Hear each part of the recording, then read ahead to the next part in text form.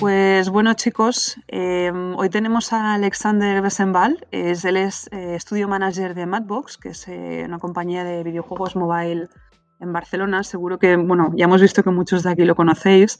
Alexander lleva 15 años en la industria de los juegos móviles y ha estado bastantes años en Social Point y también ha estado en Gameloft. Y ha lanzado pues eso, algunos juegos, ¿no? Como le comentábamos antes en el warm-up, Asphalt 5, Dragon City y algunos otros. Ahora mismo Alexander está gestionando el estudio de Madbox Barcelona, ¿vale? Es una startup francesa que está enfocada en desarrollo de juegos hipercasual para móvil y nos va a contar un poquito, pues, bueno, de dónde viene y qué ha hecho un poco en su carrera y algunos tips de la industria, ¿vale? Recordad el tema de aquí. Recordad todos muteados, ¿vale? Para que la grabación salga bien sin ruidos. Os ponéis el nombre en el Discord, el nombre real si podéis, ¿vale? Las preguntas de clase, ya lo sabéis. Y si es posible, a medida que vayamos haciendo la entrevista, lo que vayamos mencionando de vídeos, de links y de cosas que sean interesantes o nombres de juegos o eventos, quien pueda que lo comparta en el canal de clase y así todos podemos luego chequearlo, ¿vale? Y verlo, ¿vale? Entonces, después de este rollo. Hola a todos. Sí. Alexandre, cuéntanos un poquito, ¿vale? Porque hay gente que te conoce, pero habrá gente que no. Bueno, ¿cómo se monta Madbox? ¿Qué carrera profesional tienes previamente? ¿Qué has estudiado? ¿Cómo has llegado aquí? Y un poco la situación que tienes ahora con la empresa, para que sepamos un poquito de esto. Ok, vale. Pues primero, muchas gracias por dejarme hablar y quiero decir que molan mucho estas iniciativas. No conocía este Discord y me parece genial. Entonces, gracias a Daniel y a Ruth de haber contactado conmigo. A ti, hombre. Pues, y siento por antelación mi terrible acento francés.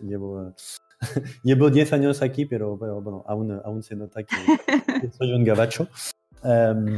Entonces, bueno, como dijiste a nivel de background, yo siempre estuve trabajando en videojuegos móviles a nivel de estudios.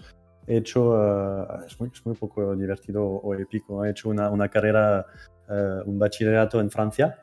Tienes varios ejes, economía, científico, literario, y yo me fui al bachillerato científico, no sé si funciona así aquí, pero y después de esto hice algo que es muy particular a Francia, que se llama una preparación para una escuela de negocio. Entonces son 2 años muy hardcore, donde haces mucha matemática, cultura general, inglés, castellano, etc. etc. Y para preparar unos concursos para entrar en las business schools, ¿no? Y entonces yo en el 2002 sí entré en una business school en Lyon, en los Alpes. No sé si conocéis un poco la zona, pero es muy guay, se come muy bien ahí. Lyon. Tomad nota, chicos. Tomad nota, sí. Y entonces una business school básicamente es algo muy generalista, donde haces un poco de finanzas, contabilidad, marketing, estadísticas, todo el pack completo. Y sales de aquí al cabo de 3-4 años pues con un máster en business y management, ¿no? Y entonces esto, durante esta carrera en la business school hice una práctica.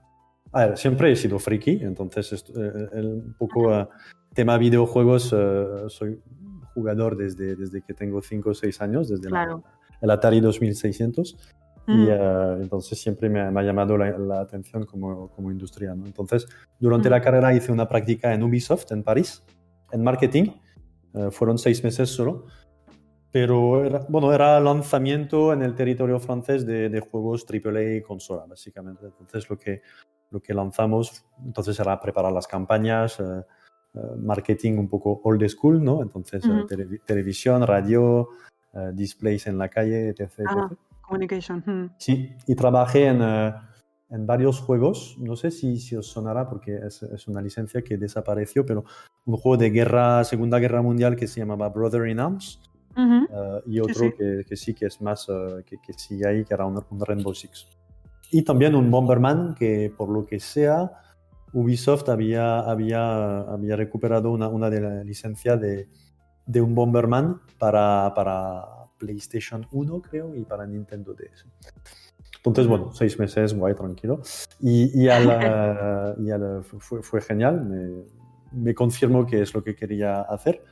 Lo que sí me quedó un poco eh, con las ganas de, vale, marketing es guay, pero llegas al final del proceso, ¿no?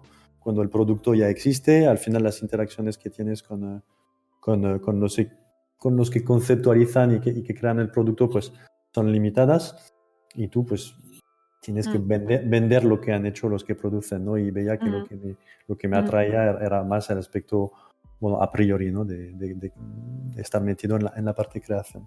Y entonces, Claro. al tener el degree de la Business School, pues tuve un mini dilema, ¿no? Veía a todos mis amigos de la ¿Qué promoción hago, que, no? bueno, sí, ellos lo tenían claro, sí, me voy a consultoría, auditoria, me voy al Mm, banco, me voy a tal, mm. y mira, qué palo, ¿no? No me atrae Sí, para nada. sí. Pero tenía un pequeño síndrome del impostor, porque por un lado veía, ok, me gustan videojuegos, parece que podría ser interesante profesionalmente, pero parece demasiado fácil, ¿no? El típico cliché de vas a por tu pasión y tal. Entonces, Sí. fui a la señora que gestionaba un poco, pues, los estudiantes, la jefa de los programas, Ujú, no ujú. sé cómo.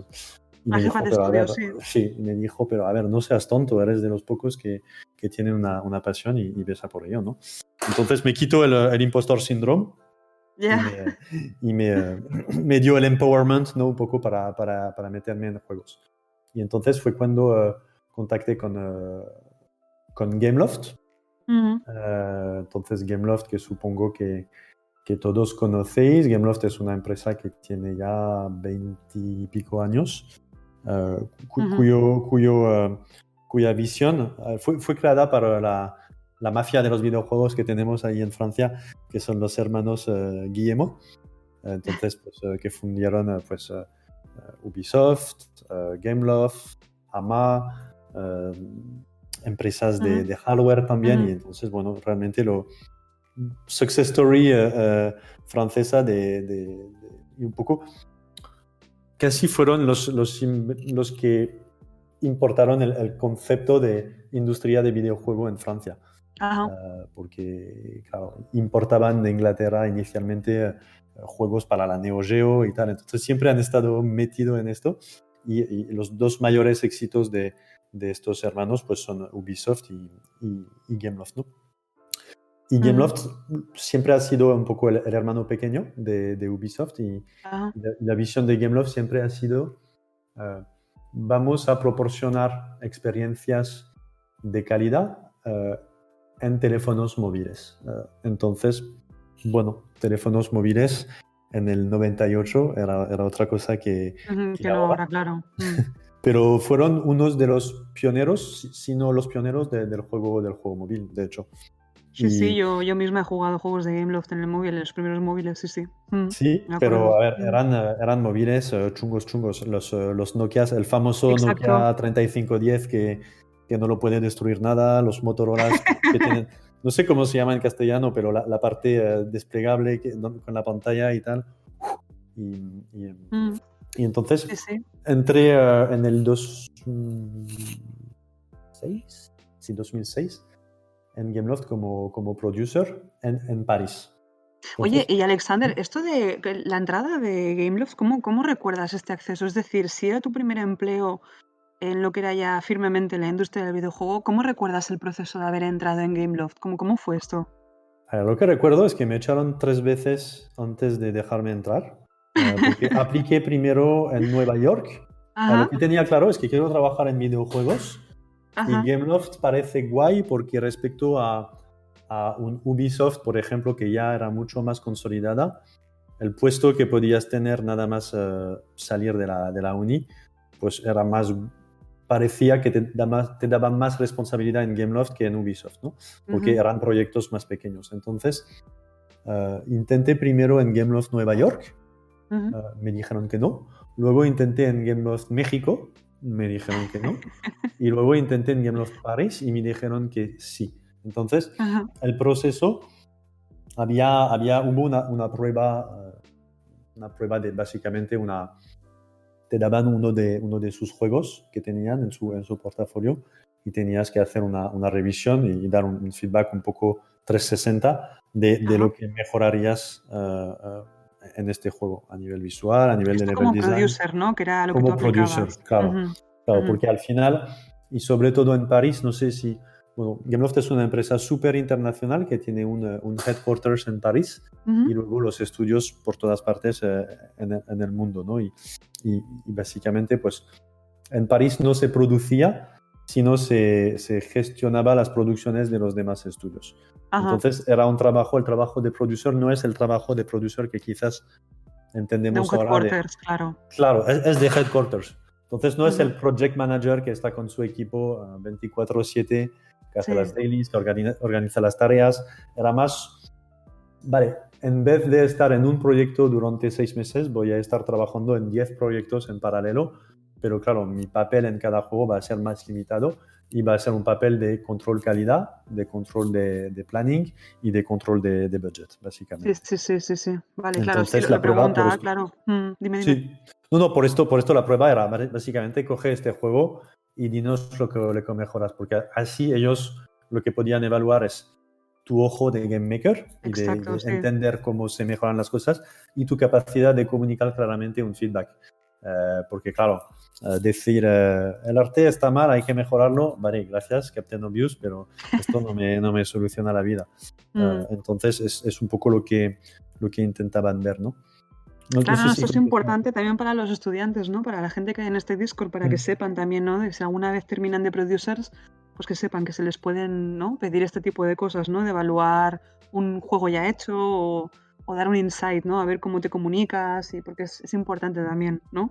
Que no es solo Correcto. saber de juegos, claro, que es lo que tú decías. Y esto en 15 Ujú. años no ha cambiado, ¿no? Lo que esperas de un producer es esto, es tener el papel de poder facilitar el trabajo de los equipos, que esto Ajá, es el día a día, pero a nivel más de producto, pues ser el que conoce más el mercado, que sabe comunicar un feedback que a veces no es bueno, ¿no? A mm, veces no vienes con buenas noticias, pero intentar claro, darlo de una forma, pues, asertiva. lo más asertiva posible Claro, no, no, está claro. y leading by example, ¿no? Sí. Y ya está. Oye, y hablando de Leading by Example, una preguntita, porque esto también pasa muy desapercibido.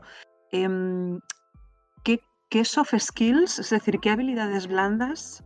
Uy, espera, que me oigo yo misma, perdón. ¿Qué soft skills crees que son importantes o necesarias para poder tener tu primer empleo en la industria del videojuego y mantenerte en la industria? ¿Qué crees que es imprescindible o muy necesario? Vale.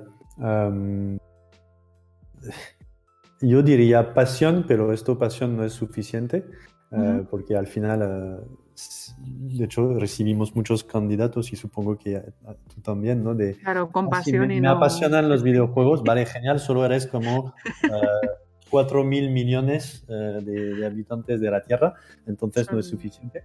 mm, Nosotros, no sé si es soft skill mixed con hard skill, pero a mí lo que siempre me interesa ver es, vale, me dices que tienes pasión, pero esto, ¿cómo se materializa en tu día a día? ajá. Claro, el candidato que me dice, no, no, me encantan los videojuegos, y luego le dices, ¿has jugado a nuestros juegos? Ah, no, no he tenido tiempo. Vale, ok. Ujú. O al contrario, el candidato que te dice, me encantan los videojuegos, cada fin de me siento con mis amigos, hacemos game jams, mira, esto es mi web donde puedes jugar los 30 juegos que he hecho, sí que Sí, son un poco cutres, pero mira, seguro que te interesan. Bueno, claro, tienes pasión, pero has hecho el extra step, ¿no? sí, sí, Es pasión materializada, entonces la capacidad a no caer en el wishful thinking de no, no, me apasiona el cine, me apasiona, vale, pero sí, concretamente, sí. ¿qué has hecho, Mm, no? claro. Eh, Sí, sí, sí, y, ¿qué aporta? Ujú. y ganas de aprender. Pues mira, yo estoy tomando clases de Unity, yo soy un artista, pero entiendo que ser técnico es súper importante, entonces estoy haciendo estos cursos online de Unity. Ok, vale, hablemos. Ah, mira. Pero para mí lo que quiero ver es intención y acción, básicamente. Ujú. Porque esto te dice mucho más que cualquier wishful thinking, cualquier cover letter de, vale, ¿qué has hecho, no? O ¿qué estás haciendo?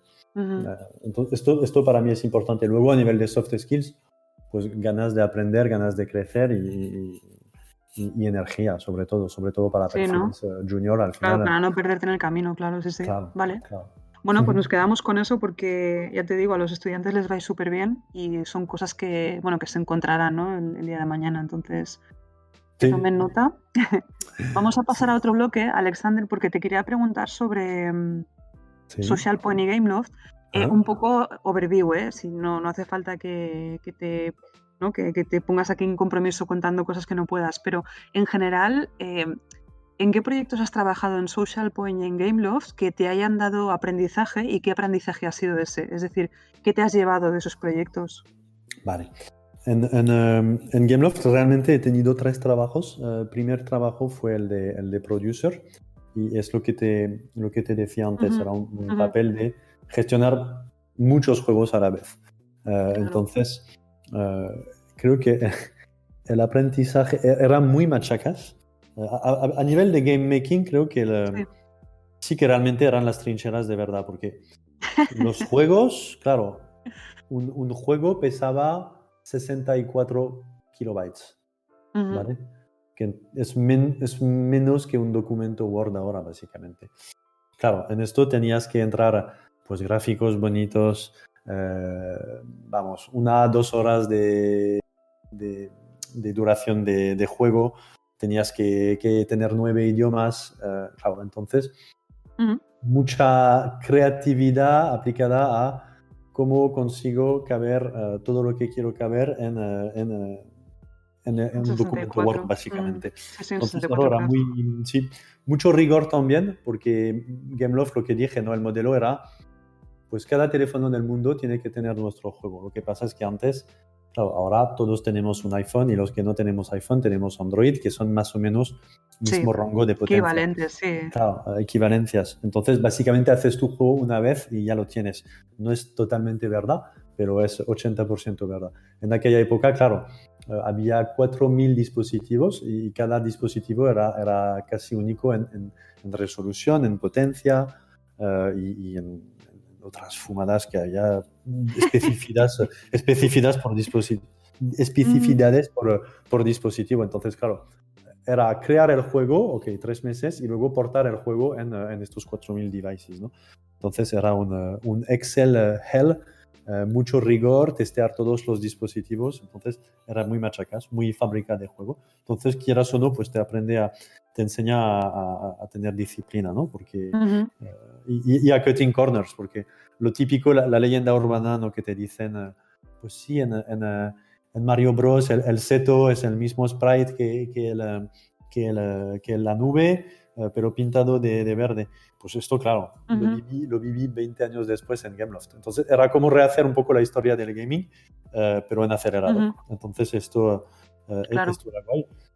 Pero también mucha calidad, porque claro, la gente hacía pixel art porque era lo único que podías hacer en aquella época, pero teníamos realmente cracks en el equipo. Ujú. No sé, a ver, yo soy viejo, pero no sé si os acordáis de juegos como el Flashback o el Heart of Darkness, que era un poco la época dorada francesa del juego 2D. Pues teníamos artistas de estas empresas Qué bueno. que estaban trabajando en Gameloft. Y entonces, claro, el cutting corners y priorizar realmente a todos los niveles, diseño, arte, programación, era, Mm, era crítico, ¿no? Y lo otro, diría, management intercultural, porque lo bueno de Gameloft es que tienes estudios pues, en de todas China, las en India, en nacionalidades. Australia, en Rumania, y claro, pues va a sonar muy cliché, pero gestionar un equipo de gente china no es lo mismo que gestionar a rumanos o a Claro, no, americanos. no. Sí, sí, está Claro, clarísimo, claro. claro, entonces, y otra vez, ¿no? Suena muy cliché, pero en el estilo de comunicación y de liderazgo que tienes que adoptar, Ujú. en tu gestión de la definición de qué es profesional, qué no es profesional, dónde está el límite entre Claro, muchas culturas, amiguis, claro. claro, cosas que vas a decir para bromear a un rumano, si se lo dices a un de Nueva Sí, York, pues sí, te mata, te claro. coge vivo, ¿no? Entonces, bueno, Sí, sí, sí. también bueno, los outputs, hay culturas que son mucho más excelentes en la parte de ideación, otras en la parte de ejecución y que flojean más en ideación. Entonces, pues tú tienes que también un poco cambiar el estilo, lo cual es guay Ujú, y aprendes mucho, ¿no? Entonces, ujú, fue el primer trabajo y luego me fui a Madrid. ujú. Yo siempre había querido irme de París, que no me gusta, no me gusta París. Y uno de mis sueños era trabajar en el extranjero Mm, y Gameloft me lo permitió, ¿no? Entonces, inicialmente tenía que irme a Montreal a montar un ujú. estudio, no, Sí. a ser producer. Y de repente, durante una charla, me contó mi jefe, por cierto, queremos abrir un estudio en Madrid, ¿queréis a abrirlo? Y ¡buah! De Esto cabeza, ¿no? mola mucho más que entrar en un estudio ya consolidado. Entonces, Monreal. Mm. fui a Madrid y esto era el 2010. Y entonces aquí completamente diferente, en vez de gestionar desde mi ordenador a Sí. gente china, rumana y tal, pues de repente tengo que abrir un estudio en una ciudad que no conozco, encontrar una persona para ayudarme en el HR Ujú. y fichar a gente y hacer juegos, ¿no? Entonces, esto lo estuve haciendo durante 3 años. Acabamos con un estudio de unas 100 personas y, y fue guay. Fue guay, la cagué muchísimo porque tenía 25 años y tener una experiencia de gestionar a tanta gente sin experiencia previa de management directo, Ujú. pues aquí sí que aprendí, fue un poco mi prueba del fuego, ¿no? Claro, ahí fue la De prueba de fuego, ahí management. aprendiste, Claro, claro. Claro, claro. claro. Y esto, entonces, el learning de Madrid es la importancia de people, sobre todo. Otra vez, cuando estás en el HQ, Mm, que al final tus interlocutores son emails y mensajes ujú, instantáneos. Claro, ujú. tenerlos enfrente, gestionar pues sus conflictos, ayudarles, Sí, sí, es darles muy feedback, el distinto. bueno y el malo, Mm. pues es El otra, es face to otra face, movida. ¿no? Sí, Claro, claro. claro. Es otro tipo de skill también, ¿eh? Sí, Sí, no, sí. completamente, completamente. Entonces fue genial, fue muy duro, pero aprendí mucho. Y Claro. esto estuve 2, 3 años en Madrid y luego me fui para Social Points, Mm. que también Y de supongo que Social Point, conoces. ¿que nos puedes contar también un poco los insights, ¿no? Los proyectos y qué aprendizaje te llevas de Social Point? Ok, ok. Entonces Social Point, después de 7 años en Gameloft, me fui a Social Point, fue en el 2012. Mm, Era aquella época, eh, la época dorada del gaming en Facebook. Entonces Social Point era una startup muy pequeña de Barcelona que, ujú. que lo estaba haciendo muy bien en Facebook. Entonces fue la época un poco cuando pues King se volvió el gigante que es ahora, cuando Zynga se volvió el gigante que es ahora con Farming, y era la época donde Facebook Gaming was the big thing, ¿no? ¿Por qué? Todos hemos jugado, sí, Porque, sí. claro, claro. Bueno, de hecho era cuando tú estabas en King, no fuiste después. Bueno, Yo estuve en el 2014, me parece, si no me un equivoco. poco más Mm, tarde, entonces. Y sí.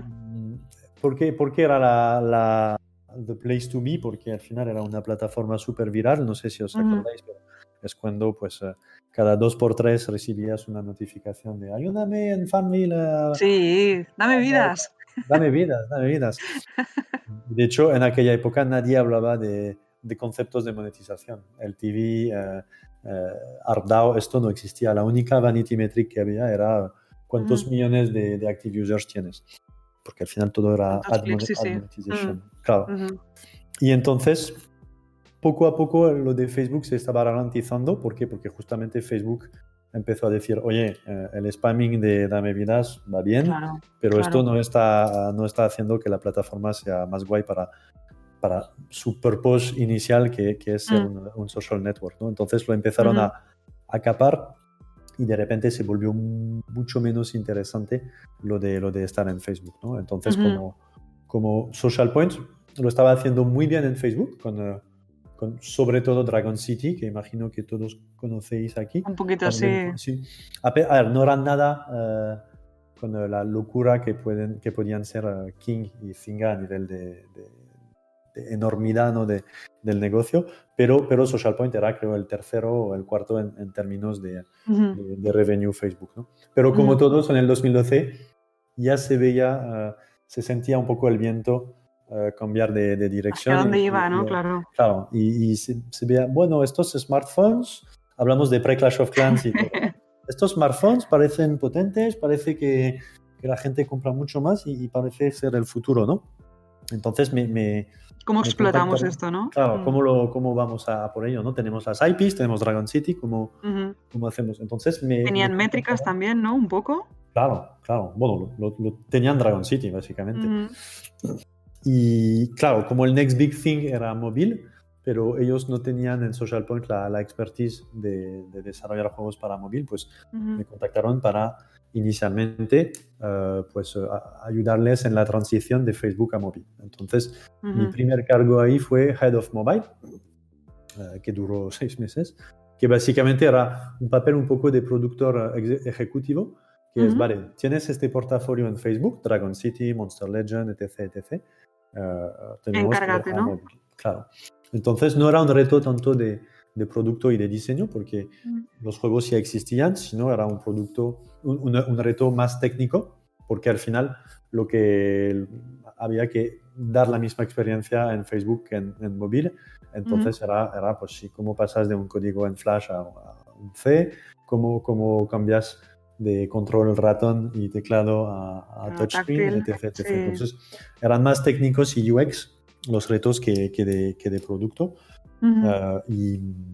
Y también otra locura que teníamos, que una de los unique selling points que tenía Social Point era, pues vamos a proporcionar una experiencia sin interrupción entre Facebook y móvil. Entonces la idea era que pues podías estar jugando en Facebook y de repente coger el iPhone y seguir tu partida. Y seguir jugando tu partida. Lo cual a nivel técnico era una locura, que de hecho dejamos de hacerlo después porque era muy loco. Pero bueno, esto era otro challenge, ¿no? ¿Qué pasa? Mal, ¿no? No, es genial. Y Social Point fue una aventura. Amo a Social Point porque la verdad es que lo han hecho muy bien. Y claro. Luego pasaste a Vice President, ¿no? Of Product. Sí, porque ¿qué pasó? Que lanzamos Dragon City y fue una locura. Fue una locura porque lanzamos Dragon City Mobile y a los 2 meses vimos, claro, visto el crecimiento que tenemos y los ingresos que tenemos en móvil, es seguro que el futuro es mobile. Entonces, ¿para qué seguir a hacer Facebook? Sí. Claro. Entonces, en King pasó lo mismo, y en Zynga también. Entonces, cortamos la división Facebook. Formamos a todos los devs Flash para que aprendan a hacer juegos en móvil y decidimos ser una full mobile company en el 2013. Entonces mi puesto de Head of Mobile pues ya no tenía mucho sentido. Entonces me fui a una posición de VP of Product, Vice President of Product. A ver, el nombre es chulo, pero realmente lo que es Product Management. Es en vez de centrarte en un portafolio, que había sido un poco mi narrativa desde Gameloft, pues vas a centrarte en un producto a la vez, intentando hacer que el triángulo mágico del Product Management pues esté respetado, ¿no? Que es un equipo feliz y motivado y que trabaja bien, un juego que a los jugadores les encanta jugar y una fuente de ingresos importante para la empresa. Claro. Entonces me centré primero en Monster Legend, que era un poco el baby brother de Dragon City. Entonces, lo lanzamos a finales de 2013 y sigue vivo y lo sigue petando ahora. Y luego me estuve metido en 2 juegos de cocina, Tasty Town y World Chef se llaman, por desgracia a nivel comercial. World Chef, sí. No, mucho marketing en World Chef, pero siempre le ha costado despegar. Y por desgracia han sido juegos que no han tirado tanto como Social Point, como Dragon City y Monster Legend. Entonces, bueno, a nivel de aprendizaje, para mí fue pasar de una visión muy editorial, que era Gameloft, que, bueno, vemos que Assassin's Creed lo está petando en consola, vamos a hacer un juego de asesino en móvil. Sí. Un cambio de paradigma total. A el famoso Game as a Service, ¿no? Que lo llaman, que es lanzas tu juego, es guay, pero has hecho 5% del camino. Ahora toca hacerlo crecer, mantenerlo y el Game as a Service es esto, ¿no? Cada día que haya algo nuevo para el usuario, para el jugador. Bueno, Entonces, retention, ¿no? Retention, monetization y claro, reality, que ya lo comentas tú en tu perfil. sí, cómo hacer que alguien que entra en el juego pues se quede 6 meses Claro, o 6 años. claro. Y que acabe pagando o no, pero realmente es a nivel de creación de producto, ya no es el one-off que puede ser el desarrollo AAA, que es Sí, fecha de inicio, closing, y ya imprimimos está. los CDs y hasta luego, al siguiente Ujú. juego. No, aquí No, es no, la más... retención, claro, long term. claro, exacto. Y Ujú. entonces esto fue un poco para mí a nivel de hard skills el learning principal. Y a nivel más de soft skills, claro, yo entré, éramos unos 60 y era muy pequeña la startup Ujú. eh, y acabamos vendiendo a Take-Two. Entonces, claro, si estás remotamente interesado en videojuegos, que te compre Take-Two, Mm. que son los que han hecho pues, Grand Theft Auto, Red Dead Redemption y tal, Sí, sí, sí, sí, sí. es súper épico. Entonces, a nivel de closure, fue genial, pero también vi un poco que es el extra growth, ¿no? De pasar de 50 personas a 400 en 2 años. Ujú. Claro, tiene impactos culturales y de organización enormes. Cambia todo, cambia Es todo. un reto, sí, sí, claro. Es un reto y es naive pensar que vas a poder seguir trabajando como una startup cuando tienes 400 personas. El rol de cada uno tiene que cambiar. Eh, Tienes que cambiar tu estilo de management, porque claro, cuando estás 15 gatos en una sala, en un cowork, Mm. pues el management es directo, ¿no? Chicos, vamos, lo hacemos y tal. Esta cosa no la puedes hacer cuando tienes 400 personas. Entonces, claro, para cualquier ejecutivo o manager, pues el crecimiento Es más estratégico, claro. Tienes que organizarte de otra manera. es más estratégico, es cosas que parecen naturales. Cuando estás en la misma sala, Sí, es sí. natural Pero hablar de tus luego. goles, de tus mm, objetivos que tenemos que alcanzar esta semana, este mm, mes. Lo mm. estamos haciendo bien, mal, tenemos un problema, hemos hecho un récord. Son cosas muy orgánicas. Cuando tienes no es nada obvio cuando tienes tantas personas. Tienes que machacar tus objetivos por todos los canales posibles. Tienes que hacer este sobreesfuerzo y a veces pues, es contranatural para ciertas Mm. personalidades, ¿no? Y esto, y Sí, entonces, es más orgánico. Ujú. claro, claro. Ujú.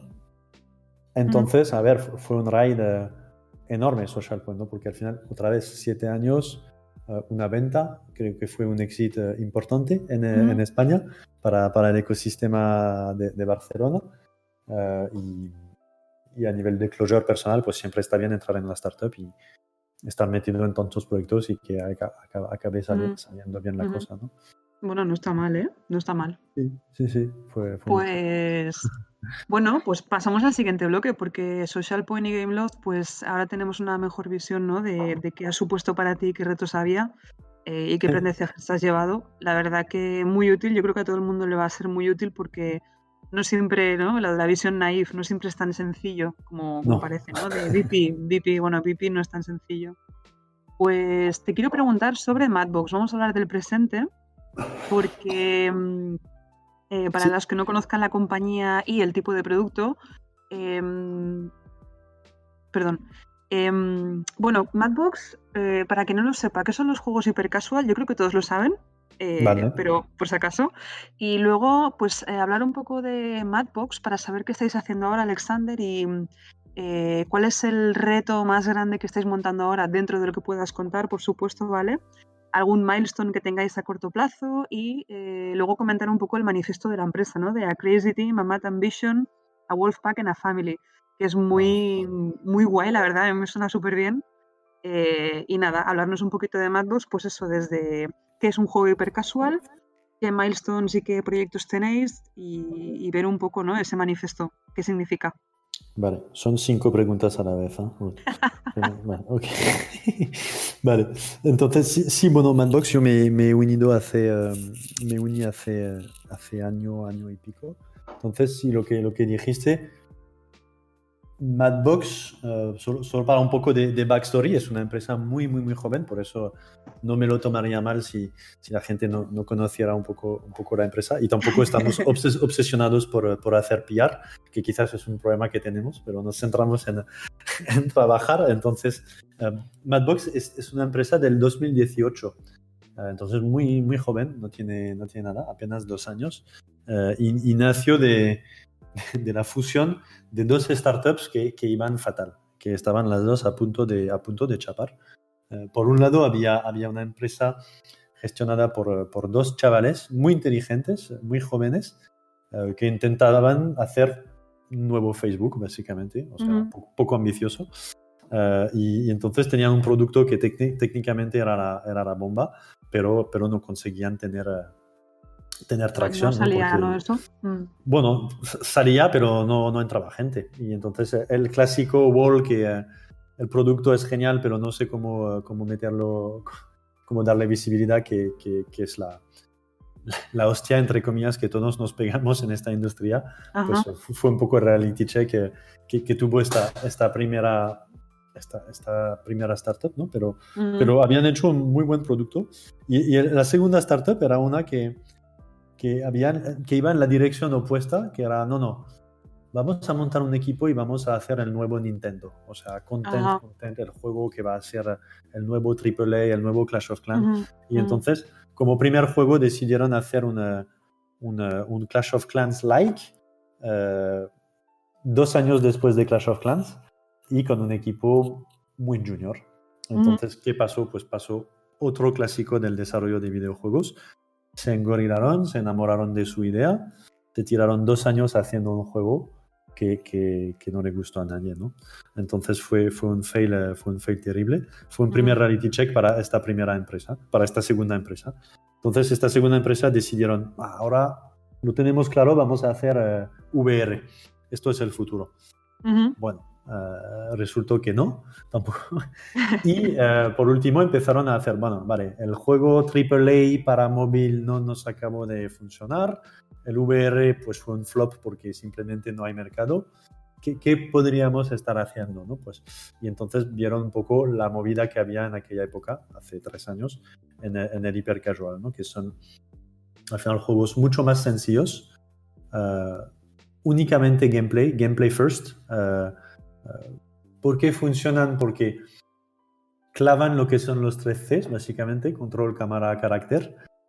Son juegos que entre el momento que clicas en el icono para lanzar el juego y estar jugando, pues pasan quizás 5 segundos. Entonces el time to fun es muy corto.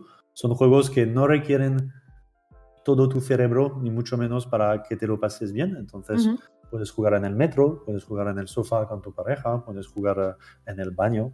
Entonces no van a ser juegos que vas a jugar 2000 años, pero para pasar un rato durante 1 o 2 semanas son geniales, ¿no?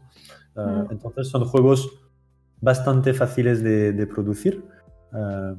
Sorprendentemente son juegos bastante innovadores.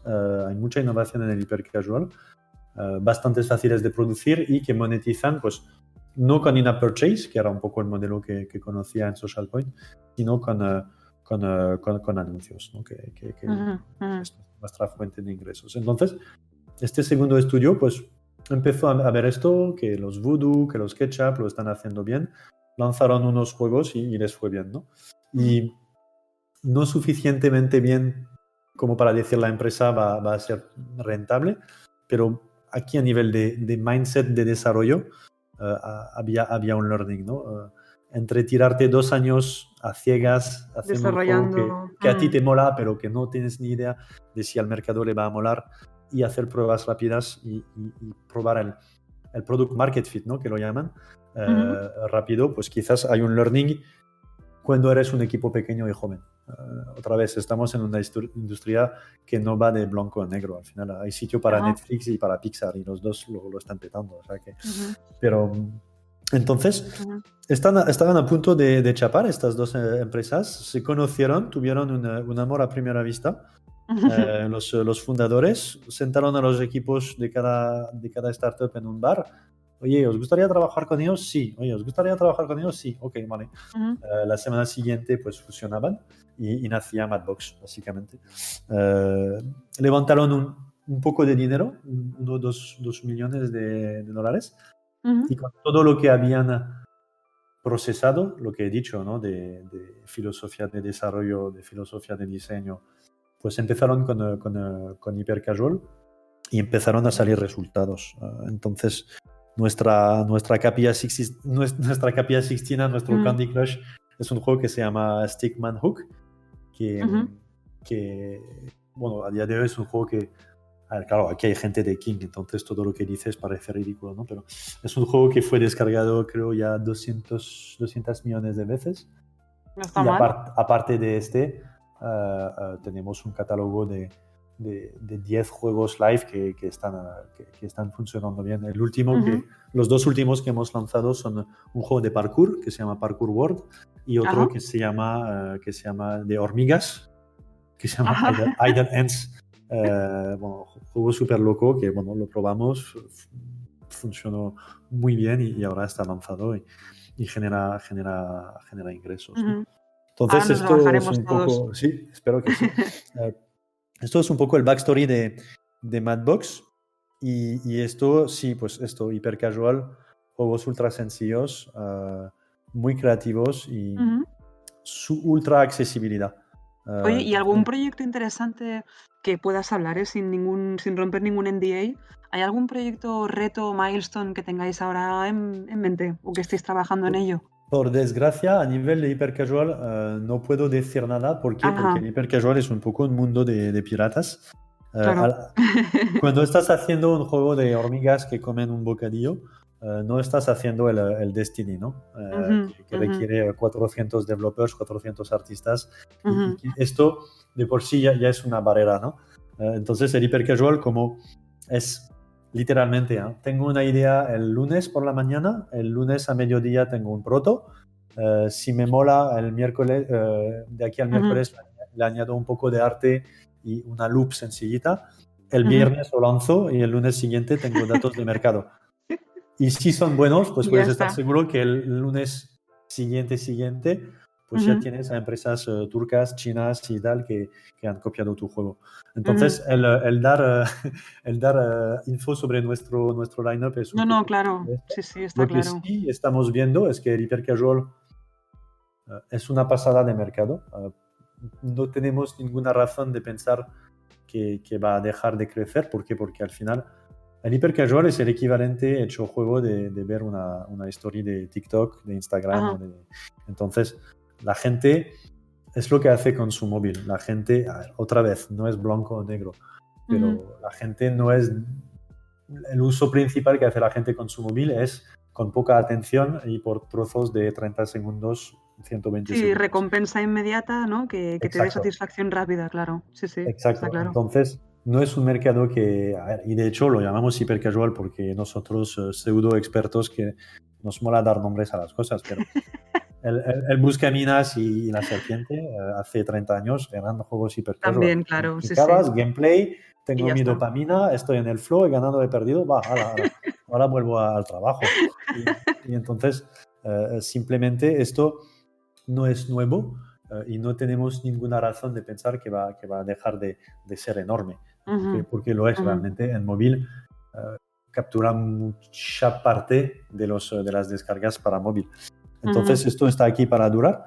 Y para Nosotros, quedarse. Mm. claro, nosotros vamos a seguir haciendo hipercasual, pero también vemos que lo que nos va a hacer pasar a la Champions League, Ujú. pues probablemente no son juegos hipercasual. Probablemente son Ajá. juegos que, lo que decíamos, ¿no? de Social Point, ¿no? Sí. El hipercasual, lo bueno del hipercasual es lo malo también. Al ser juegos tan accesibles, eh, Ujú, tú como creador de un juego hipercasual tienes que hacer lo máximo para que el juego sea fácil de entender para un cerebro medio. Entonces, que en un ujú, anuncio de un segundo haciendo scroll en tu wall de Facebook, tienes que poder reconocer, vale, las formas, los colores, los patrones. Entonces, sí. la simplicidad y la sencillez es lo más importante a nivel de diseño de producto en hipercasual. esto contradice el hecho también de que sea el time to fun de 5 segundos, ¿no? Esto contradice también ciertas cosas. Esto te hace que el adquirir usuarios es más fácil, porque al final no segmentas. Cuando haces un juego de Heroic Fantasy... Sí, hay un target. Sí. Claro, si hago un juego de zombies, sé que a grandes rasgos voy a hacer un juego para tíos al 80% de más de 30 años. Sé que si hago un juego de moda, pues va a ser para chicas. Es muy cliché otra vez, pero es así. Cuando haces un Stickman que tiene una sola textura y que hace una acción lambda, pues ya te aseguras pues, que tienes un reach enorme. ¿Qué es la contraparte de esto? Que es difícil pensar que alguien va a jugar a uno de nuestros juegos actual durante 9 meses, 2 años, 3 años. Si esto no pasa, ¿qué quiere decir? Que va a ser difícil imaginar que alguien va a gastarse miles y miles de dólares en nuestros juegos, que es la base y el ADN del free-to-play, ¿no? Entonces, claro, el hiper-casual es genial porque tiene esta instant gratification, tanto para el que lo juega que para el que lo crea, pero también es un poco un treadmill, ¿no? Sabemos que son burbujas, entonces tenemos ahora el juego de las hormigas, pues dentro de 3 meses tenemos que tener otro. Claro, hay que explotarlo al máximo y así la otra cosa. Versus tener un juego pues como un Dragon City, un Monster Legend o un Candy, que al final un Candy Crush es un juego que dentro de 20 años estará Candy Crush. Y entonces, eso se queda ahí ya forever. Claro, entonces a nivel de... entonces nuestro objetivo es mantener un mindset de desarrollo de producto hipercasual, porque pensamos que el músculo que te hace trabajar el hipercasual es un músculo súper sano, que de hecho las grandes empresas se han olvidado. El gameplay first, la importancia del prototipaje, la importancia de ir rápido al mercado para estar seguro que no te estás vendiendo una moto a ti mismo, porque al final hacer visiones y slides y PowerPoint es muy guapo, pero a la hora de la verdad tienes que lanzar un juego, igual tu juego no gusta, ¿no? Entonces, el fast prototyping, fast time to market, el cutting corners, priorizar. Claro, si tienes una semana para hacer un juego, pues vas a tener que tomar atajos y que pensar bien qué es lo que quieres conseguir y cuál es la manera más eficiente de conseguirlo. Entonces, queremos mantener este mindset de desarrollo hipercasual, un poco como el correr alrededor del campo antes del partido. Pero a nivel de qué juego vamos a hacer, pues vamos a seguir haciendo un poco de hipercasual por todo lo que te acabo de decir, pero también vemos que ahora, cada vez más en el mercado, hay juegos que cogen los mantras del hipercasual a nivel de diseño de core loop, pero que le meten un poco más, ¿no? Que le meten una capa de progresión, que le meten una temática. Innovan. Sí. Entonces, claro, el ejemplo más llamativo de este último año, que seguro que todos conocéis, es el Archero, que es un juego que... Estos juegos los llamo El Diablo se viste de Prada, ¿no? Porque tienen un reach enorme, porque al final son juegos con un arte súper cute, muchos colores, no asusta a nadie, el control súper fácil, con un dedo, las sesiones duran poco, en 30 segundos me lo he pasado pipa porque he pasado y apenas tienes que pensar, sí. Claro, es un juego que si se lo doy a mi niño de 7 años, pues va a entender cómo jugar y va a poder pasárselo bien. Pero el target real de un archero es más gente más hardcore como yo, porque el juego, fuera, más allá de esta core loop súper acogedora, súper guay, súper chula, pues es un RPG súper hardcore, que tiene fusión de equipamiento, una dificultad exponencial, live ops, ofertas, you name it, ¿no? Tiene todo el pack. Entonces, teniendo esta dualidad, un core loop súper accesible, pero más capaz de progresión, pues consiguen el ultimate goal, que es al final pues capturar a audiencia para que se quede meses y años, que unos acabarán pagando y tener un negocio que es mucho más explosivo y exponencial de lo que puede ser el hipercasual. Que el hipercasual al final es como hacer memes versus escribir una novela, básicamente. Sí, la analogía se entiende, sí. Puedes tener mucha viralidad con un meme, tener un meme súper famoso durante 2 semanas y luego cae. Ya está. Porque la tendencia ha pasado. Versus escribir una carrera que está aquí para quedarse, ¿no? Sí, sí. Entonces, ¿Dónde esto están sí, esos memes en blanco y negro, ¿no? Dibujados con el paint. claro. Entonces, esto realmente es lo que nos excita y nuestro reto principal es, somos muy buenos en hipercasual, lo dominamos Ujú. a nivel de filosofía de diseño, pero también a nivel de automatización, de herramientas, de marketing, somos muy buenos en esto. Ahora queremos construir experiencias un poco más casual to midcore, con todo lo que conlleva de cambios, porque no gestionas un juego que va a durar 2, 3, 4, 5, 10 años como un juego que explota, que hace un burst durante 2 meses y que luego pues deja de funcionar, ¿no? Entonces Ujú. esto es a nivel de reto y de proyectos que estamos explorando, Ujú. es esto. Lo que sí, nuestra fortaleza es el gameplay.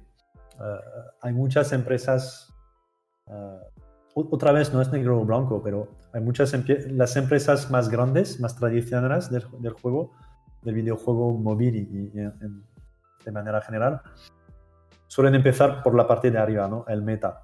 Vale, Mm. quiero hacer un RPG porque he visto que los RPGs pues monetizan bien, es un género que crece, tal. O Ujú. Scopely diría, pues yo tengo la licencia de Star Trek, ¿qué juego voy a hacer, no? Ujú. Y al final, el cómo se juega casi viene en último, ¿no?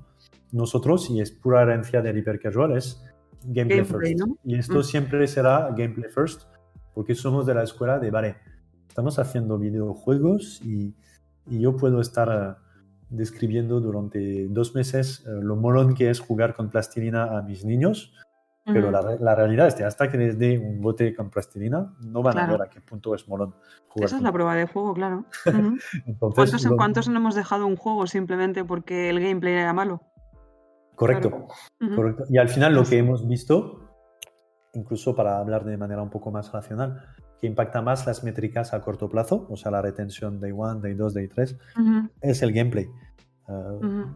No racionalizas como jugador, ¿eh? Cuando llevas 6 meses jugando a un juego, ya es un hobby. Entonces sabes que no, yo Ujú. tengo 1 hora al día de Clash of Clans, Y te es un crea una hobby, emoción claro, también, claro, claro. pero es una rutina. Lo Ujú.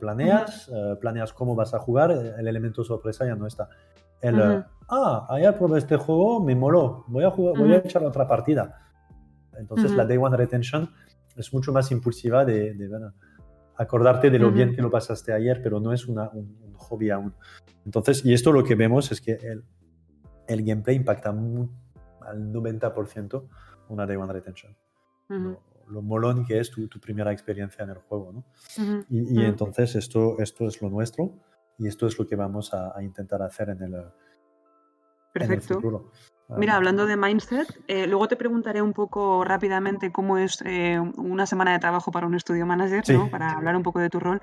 Pero antes de esto, hablando del mindset de Madbox, un par de preguntas. Bueno, ya sabemos cómo fue la fundación, ¿no? Y por qué está sí. en Barcelona y dónde sale, pero lo que es talento, tú que tienes mucha experiencia en recruitment y en evaluar perfiles y lo que decías antes, ¿no? De no me vale solo que tengas pasión por videojuegos, hay muchas más cosas, ¿no? Detrás.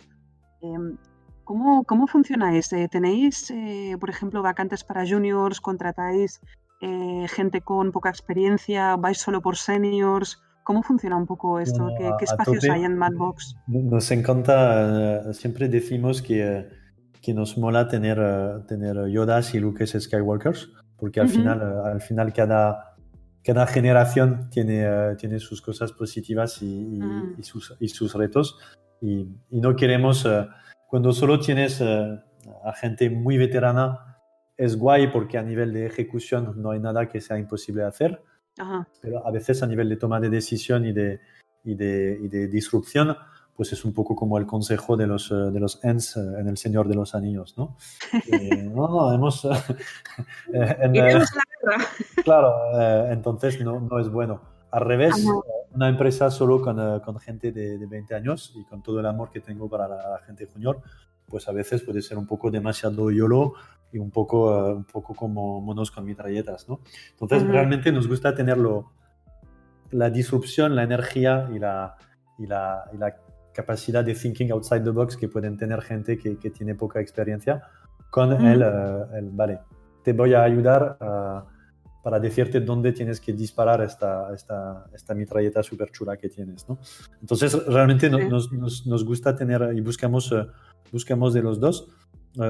Siempre miramos los hard skills, obviamente Ajá, en adecuación con tu nivel, porque no ajá, esperamos lo mismo de un junior que de un senior, eso es obvio, pero hacemos un assessment de hard skill porque justamente queremos que el hard skill no sea un tema. ajá.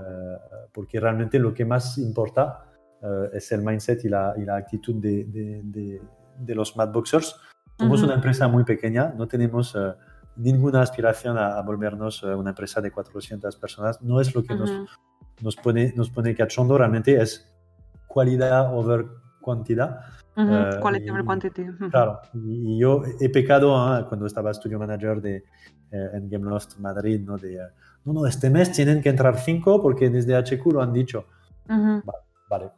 Entonces entraban 5.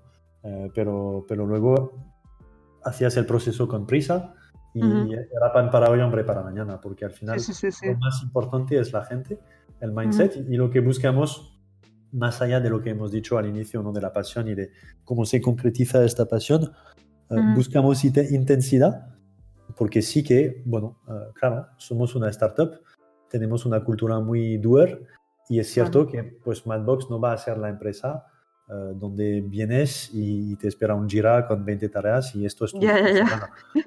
La mayoría de las veces, tenemos apenas 2 años, la mayoría de las veces surge un problema y la respuesta es, pues no sé, no tengo la respuesta, vamos a ver, vamos a Ujú. probar. Vamos a Entonces, experimentar, claro. claro, Ujú. intensidad, problem solving, otra vez. Los problemas están y estarán por todas partes, entonces esto es un dado. Pero tu capacidad a solucionarlos cuando Ujú. surjan, pues esto es lo que miramos. Capacidad de- lo llamamos growth mindset, ¿no? Pero un poco, Ujú. Sí, de crecimiento, sí, sí, de no quedarte sí, estancado, ¿no? Y permitirte siempre espacio para aprender, sí. ¿no? Y aplicar. Y que tengas, Ujú. a ver, obviamente con la gente junior normalmente no suele ser un problema porque es gente que suele querer aprender. Con Claro. gente un poco más veterana, pues a veces sí que te encuentras con gente que, no, yo solo voy a ser el profe. Sí. Claro, ¿qué vas a desaprender Ujú, y qué vas a aprender y qué nos vas a enseñar? Pues es ujú, algo, al final, es el tipo de relación que buscamos. Entonces, intensidad, communication skills, para mí es súper importante la cultura y es algo, hablabas, ¿no? Un poco de los mantras que tenemos, ¿no? De Wolfpack y tal, sí. y el aspecto de, mira, conflictos van a haber y sabemos que va a ser un raid con, con, con problemas y con Ujú, temas ujú, porque that's life, ¿no? ujú. El cómo los gestionamos, cómo los hablamos y cómo Cómo los... reaccionas ante claro. ellos. Ujú, Y entonces sí que buscamos mucho la gente. No se trata de ser tímido, introvertido versus extrovertido, ¿no? ujú. Pero la capacidad a dar y recibir feedback eh, eh, Importante, ¿no? Muy importante.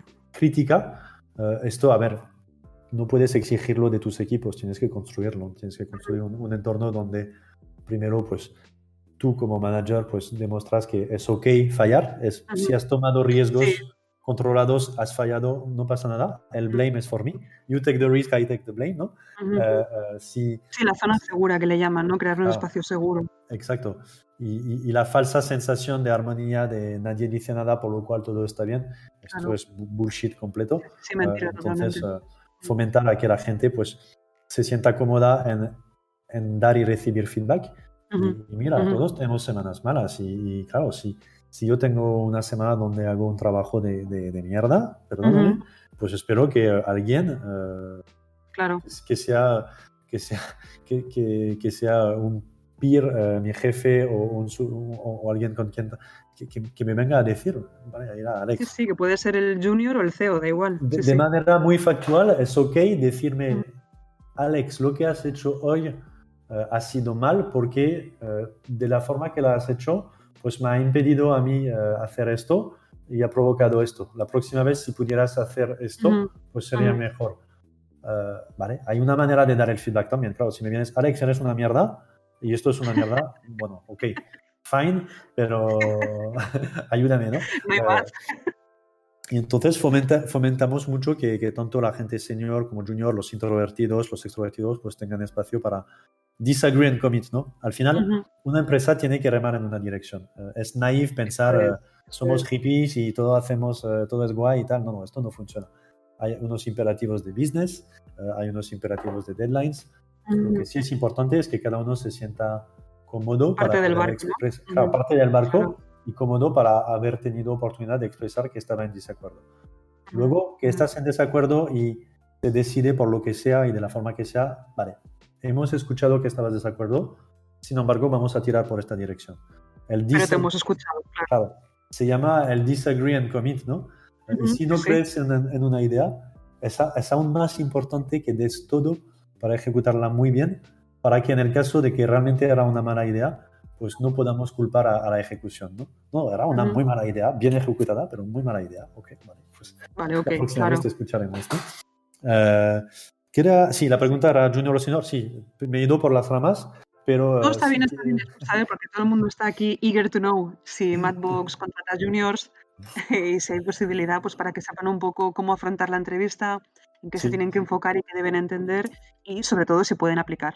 sí, podéis aplicar, es genial y siempre buscamos a gente que nos va a hacer subir la probabilidad de hacer algo enorme en los 5 años que vienen porque tenemos una ambición descomunal y Ujú, tenemos los medios para hacerlo. Entonces estamos ujú, en una situación perfecta donde la mayoría de la historia está por escribir porque estamos al inicio de nuestra historia, pero ujú. cuando la mayoría de las startups de 2 años aún están pensando, ¿Qué ¿cómo voy a hacer, no? pagar? Y que van a... Ujú, ¿Y cómo voy a pagar los sueldos? Pues nosotros ya estamos past this ujú. y realmente es, vale, ¿qué queremos ser dentro de 10 años? Y esto es genial. Es genial. Y lo Fenomenal. último que quería decir a nivel de hard skills, Ajá. prestamos mucha atención sobre, como he dicho, ¿no? Somos game makers. Hay muchas empresas de hipercasual que publican juegos también. Por ejemplo, Voodoo, pues tienen sus juegos in-house, pero también hacen mucho publishing, ¿no? Entonces cualquier indie puede ir a Voodoo y decirle, ¿puedes publicar un juego? Esto no lo hacemos porque realmente pensamos que son dos trabajos diferentes. O Ujú. bien eres desarrollador o bien eres publisher, pero no puedes ser los dos. Es nuestra opinión. Entonces nosotros somos game maker. Entonces es súper importante y prestamos mucha atención sobre todo para los developers, Ujú. sobre lo que es el game feel. Entonces, cuando miramos los hard skills, miramos la calidad del código, pero también miramos la calidad del output. Yo no tengo Ujú. ni idea de código, pero aún así valido todas las pruebas de los programadores Ujú. desde un punto de vista jugador. Claro, Y claro. cuando te acabas tirando 2 horas porque te vicias a una prueba que un candidato hizo en 5 horas, dices, pues aquí ya lo tiene, ¿no? Porque ha entendido la parte UX que es tan difícil de construir. Al final, la UX, ¿o cuántas veces te pasa que ves una peli o un juego que no te acaba de gustar, pero no sabes por qué? Porque es una Sí, sí, suma sí, de no, un sí. millón de cosas pequeñas Ujú. que hacen que la experiencia no es guay. Que Sí, la sí, que el cerebro lo cámara, detecta, claro. claro, Ujú. que, que la diferencia entre el momento que le das al botón y la acción es demasiado corta, demasiado larga. Que la Ujú. cámara tiene un ángulo un poco raro. Que no es Que agradable, sí, sí. Ujú. esto es UX, por desgracia, UX es muy, muy, muy difícil de enseñar. Eh, si te falta un lenguaje de programación, te pones y a los 6 meses lo tienes. Si Ujú. te falta como game maker este skill para dar game feel y UX, pues es difícil adquirirlo. No es que sea imposible, pero es más difícil. Y claro, hay empresas grandes pues, que van a tener puestos de UX designers, gente pues, cuyo trabajo es un poco pues, cubrir el hecho de que es difícil que cada developer tenga un gamer sense perfecto, ¿no? Eh, Esto en Madbox no lo hacemos, entonces sí que exigimos y por eso es súper demanding ser programador en Madbox. Sí que pedimos que los programadores pues sean buenos técnicamente, pero Ujú. que la finalidad no sea solo código guapo, sino UX guapa, una experiencia. Me quedo con eso. No, porque al final no UX guapa. mandamos cohetes en el espacio, ¿sabes? Si te falla, claro, si Claro. trabajas en la NASA, te falla una línea de código, pero la nave es súper bonita, Adiós, hay gente que muere, claro. Lo sí. nuestro, el código no deja de ser una herramienta. Ujú, Entonces, hay que verlo como ujú. tal. Oye, Alexander, y para cerrar, mientras mis compis van leyendo las preguntas que te han hecho un montón, por lo que estoy viendo, muy Hostia. rápido, porque vamos a hacer una votación, vamos a hacer un poll. Tus 3 juegos preferidos ever. Es muy difícil esto. Vas pensando, no pasa nada. A ver si los compis, si Joan o Dani quieren leer las preguntas o si alguien quiere leer su propia pregunta, pues adelante, hay varias, así que Vale. como, Mientras lo como lo preparan, veas. yo te puedo decir que soy un gran fan de los Zeldas, ¿Vale? porque soy un fanboy de Nintendo desde toda la vida. Y aún más del último, porque por fin Sí, como rompieron Breath of the muchos Wild. códigos y juegos que me han un poco impactado, creo que diría. O bien juegos donde Puede ser que sea tipo, por el diseño, o sea, las cosas que los hagan especiales, ¿eh? No tiene por qué ser la historia. Cosas que tú digas, mira, esto es lo mejor que juego en la vida. claro, pues uno que me impactó fue Resident Evil 4. No soy de Resident Evil, solo he jugado a este, pero me impactó porque a nivel de consistencia, de todas las decisiones de diseño han sido tomadas para fomentar que tengas una sola emoción, ¿no? Que es al final el miedo, el susto, llámalo como quieras tú.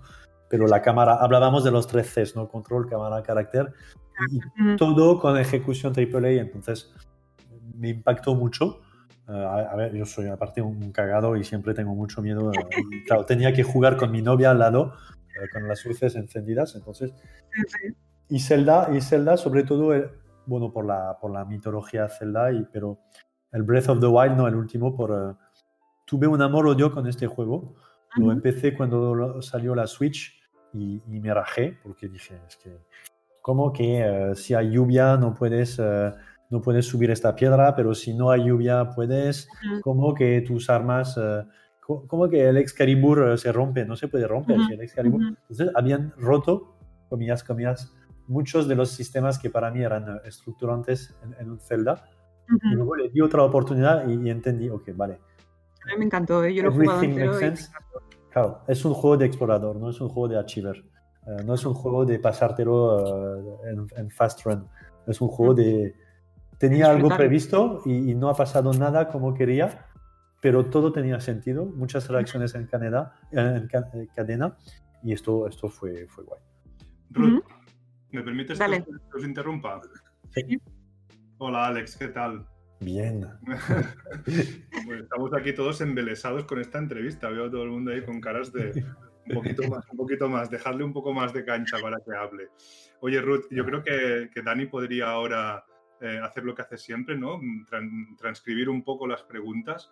A mí me gustaría que empezáramos a utilizar la práctica de que las preguntas las haga cada uno de los alumnos, ¿no? No que Ajá, seamos nosotros las que las leamos, porque pienso que así también pues pueden hablar directamente con nuestros invitados y eso fomenta que vengan a las claro. entrevistas en persona, ¿no? En lugar de escucharlas después en el podcast. Creo que esto sería interesante. Y en cualquier caso, solo quería decir que si Alex nos tiene embelesados con el contenido, tú nos tienes embelesados con este. Es la primera entrevista que hace Alex, Ruth, y nos tiene embelesados con esta voz radiofónica. O sea, estamos todos flipando. ¿Por qué no le pedimos Qué vergüenza. que Luego entrevistas a cortar. Alex, ¿no? Pero bueno. Te acabo de nombrar oficialmente la entrevistadora residente de este servidor. Ay, la Virgen. Como te diga Elena, que es mi manager, te mata. Bueno, pues Bueno, ya lo gracias por el gestionaré. cumplido. Más trabajo, Gracias. Ruth. Más trabajo. Es que no paro, madre mía. Oye, pues gracias. Sí, yo por mí perfecto. Yo estaba siguiendo un poco el rigor de lo que he escuchado hasta ahora, pero quien quiera hacer la pregunta, adelante. Dani gestionará las preguntas para darles el paso, para que las vaya haciendo cada uno, pero si queréis cada uno las podéis ir leyendo, que a mí me gustaría que hablaseis directamente con Alex y con nuestros invitados. Genial. Aquí estamos. Y tú, Joan, que también tenías preguntas como alumno de honor, empieza tú. Con tus Vale, vamos a hacerlo de otra manera. Yo haré las últimas, si te parece bien, porque así Venga, no hay vale. tiempo, al menos que me quede yo, ¿de acuerdo? Venga, vale, perfecto. Muy bien. Pues Abraham tenía unas cuantas preguntas. Abraham. Hola, Hola. Hola. hiciste clases conmigo hace un par de días. Claro, reconozco tu cara, tu barba. Vale. Bueno, la primera que te he hecho creo que ha sido esta, ¿vale?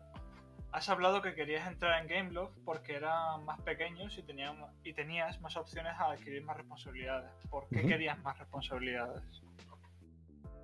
No, porque a veces bueno, yo por lo menos me encuentro en este mundo gente de todo tipo, ¿no? Gente que quiere ser un desarrollador intermediate de por vida y se quieren quedar ahí. O sea, ¿qué es lo que te lleva a querer esas responsabilidades? Gracias por tu pregunta, Abraham. Sé que es muy chunga, ¿vale? Si quieres pasar a otra, ¿no? No, pero es más un fast travel de hace 15 años, entonces tengo que pensar un poco en qué estado. Lo que me acuerdo es que las ofertas que veía Ubisoft era assistant producer del assistant producer del assistant producer de las músicas de Rainbow Six. Entonces, claro, a nivel de scope, de enfoque, pues a mí me gusta tener un día a día un poco más variado y lo bueno de Gameloft es que no, eres producer de 10 juegos. Entonces hoy tu problemática va a ser técnica, cómo caber todo el arte del juego en 64 tal. El día siguiente va a ser de diseño, el día siguiente va a ser de hablar con el sound designer para tener músicas y entonces a mí simplemente me parecía más divertido tocar tantos temas. Quizás no tanto en profundidad que cuando te especializas en algo, eso sí, pero también mi narrativa un poco, tanto en los estudios como esto, siempre ha sido muy generalista. Yo soy más de ser average en todo que de ser el mega experto del mundo mundial de Unity. Entonces, en mi narrativa personal tenía este sentido. Me encanta, coincido contigo. Súper subjetivo, ¿no? Pero... Bueno, la siguiente que te he puesto es que hablas muy bien el español y me preguntaba que si lo necesitaste para trabajar en algún momento. O sea, ¿te lo pidieron? No, ¿verdad? No, nada. Y por suerte... iniciativa propia, ¿no? Sí. A ver, catalán, francés, castellano, al final son idiomas bastante parecidos. Si fuera polaco, quizás no podría hablar castellano. Pero en el workplace tenemos la suerte de estar en una industria súper internacional y Barcelona, pues ahora aún más. Entonces, todo lo hacemos en inglés en el trabajo. Entonces, no es un requisito. ¿Puedo seguir haciendo preguntas? ¿Me dejáis vía libre? Tengo dos más.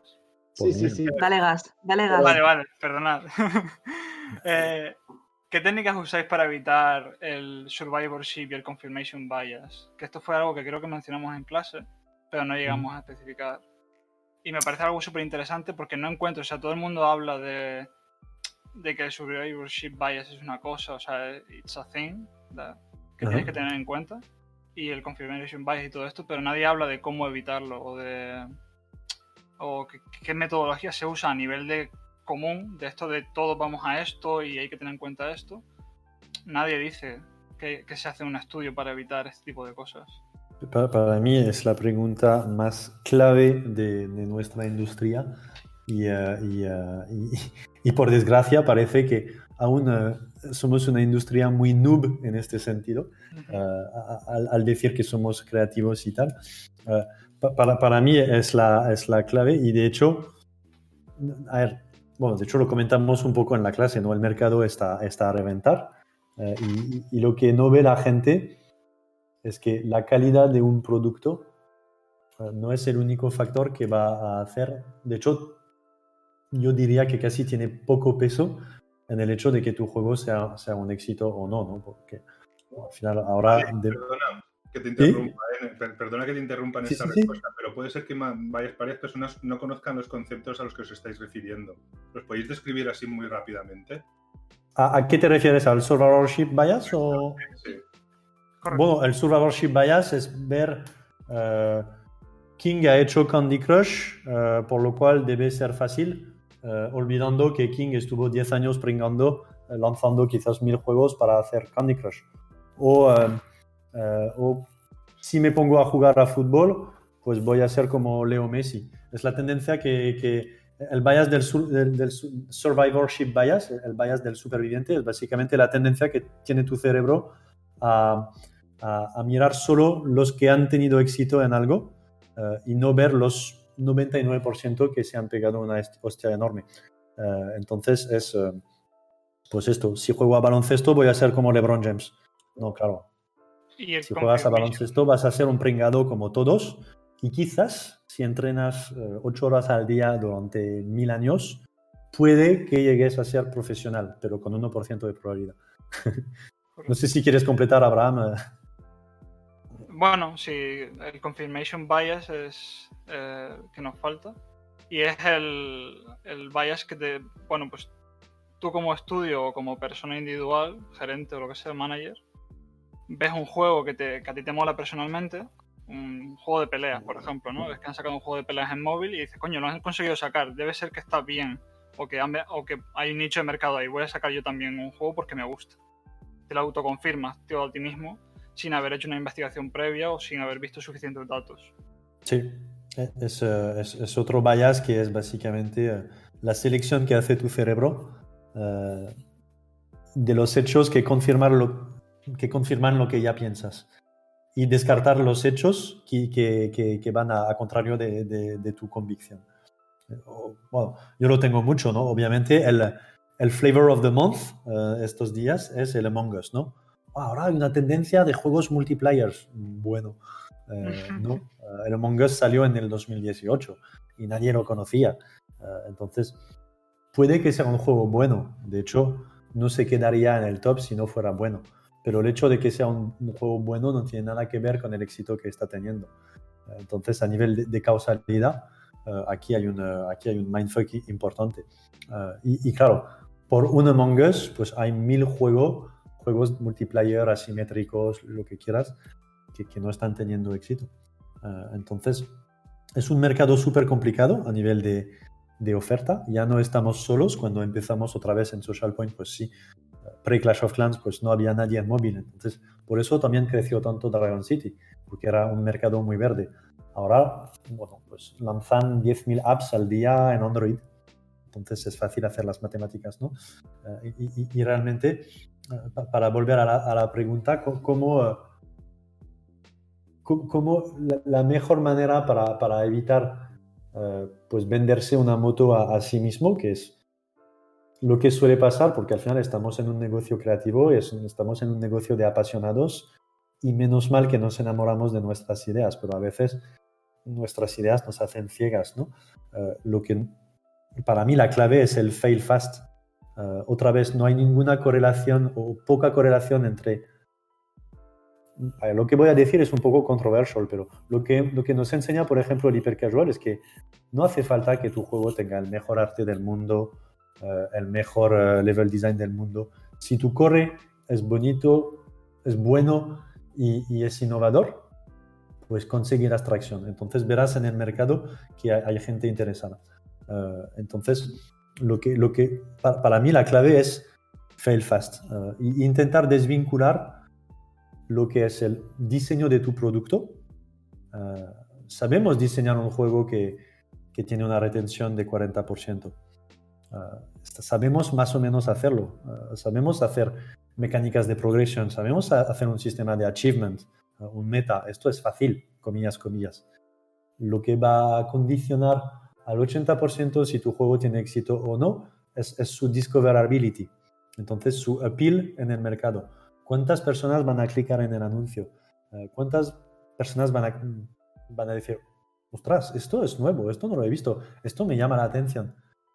Y esto, por desgracia, la mayoría de las empresas, y de hecho las grandes, Social Point, King Supercell, pues linkan esto, la discoverability de un producto, al hecho de hacer el producto en completo. Y esto es, a ver, estamos en un mundo donde no hay salsa mágica y nadie tiene ni idea de lo que va a funcionar o no. Y si lo tuviéramos, pues... ¿Perdón? No, totalmente de acuerdo, Alex. Y los grandes, Supercell, no han conseguido lanzar nada desde Clash Royale. Y adoro Supercell, soy un mega fan de Supercell. King está costando. Podríamos pensar, no, pero es fácil, saben hacer match 3, ya, pero el match 3 que funcionó ayer quizás no es el match 3 que funcionará hoy. Entonces, realmente no hay salsa mágica. ¿Por qué?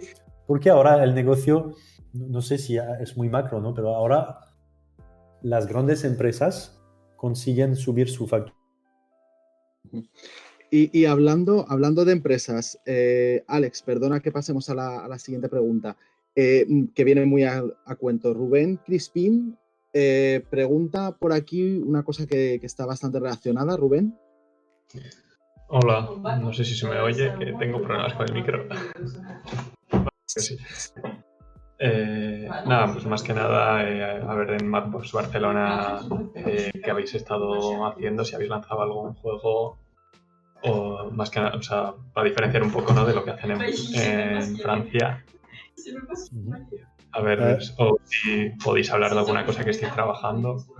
Vale, hemos lanzado uno a grandes rasgos la respuesta es aún no. Hemos publicado uno que hemos hecho un bootcamp hiper casual para nosotros, a pesar de que Barcelona no es nuestro enfoque de hacer hiper casual.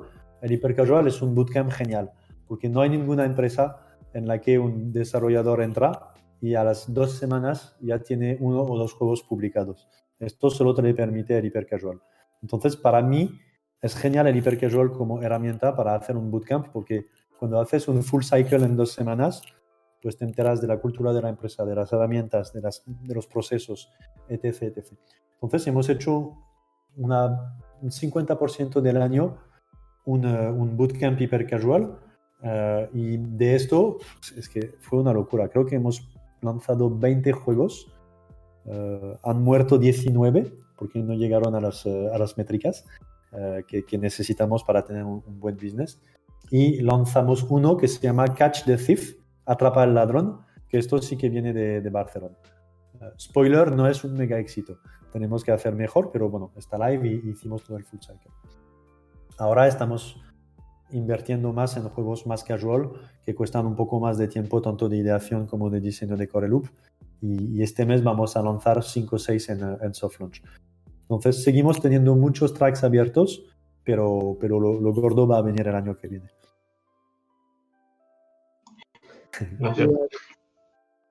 Y aquí viene bastante a cuento la pregunta que tenías también tú, Joan, acerca de cada juego publicado, ¿no? Si quieres.